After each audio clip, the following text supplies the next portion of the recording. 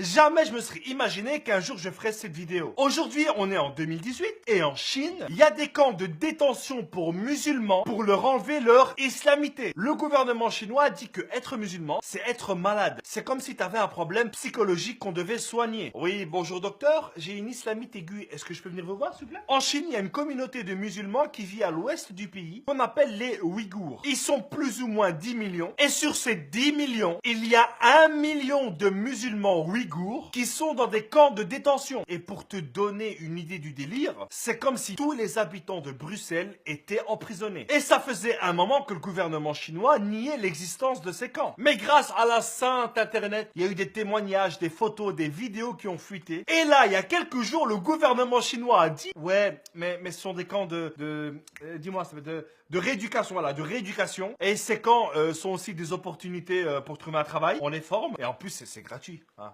Voilà. Et là, je sais qu'il y en a qui vont me dire, oui, mais Abdel, ils prennent certainement des personnes qui présentent des signes de radicalisation. Eh ben, même pas. C'est fait complètement par hasard. Ils vont dans cette région de la Chine, ils voient un mec et ils lui disent, hé toi, si je te dis Allah, tu dis quoi? Ou Akbar? Excellent. On le prend, on le prend. Le Human Rights Watch, je sais pas si je l'ai bien dit, a fait un rapport sur base des anciens détenus. Et ils ont fait une liste pour savoir sur quoi se basait le gouvernement chinois pour dire, cette personne est radicalisée, cette personne ne l'est pas. Et vous allez voir, c'est très marrant. Donc pour le gouvernement chinois, tu es radicalisé si tu bois pas d'alcool, si tu es jeune et que tu portes une barbe, si tu ne fumes pas, si tu utilises WhatsApp, si tu as plusieurs couteaux chez toi et aussi si tu refuses qu'un fonctionnaire dorme dans ton lit. Parce que oui, je ne vous ai pas dit. D'après l'article de Libération, le gouvernement chinois a lancé une campagne qui s'appelle « Visiter le peuple ». Et le délire, c'est qu'il a envoyé 1 million de fonctionnaires dans les maisons de ces musulmans ouïghours pour dormir avec eux, manger avec eux, et en leur disant en gros que l'islam c'est un mauvais délire et qu'il serait temps de commencer à manger du porc. Le gouvernement a même ouvert dans cette région des bordels, des massages érotiques, et a même autorisé en vente libre la cocaïne et l'héroïne pour les lycéens. En 2017, une arrestation policière sur 5 en Chine, et là je te parle d'un pays de 1,3 milliards d'habitants, eh bien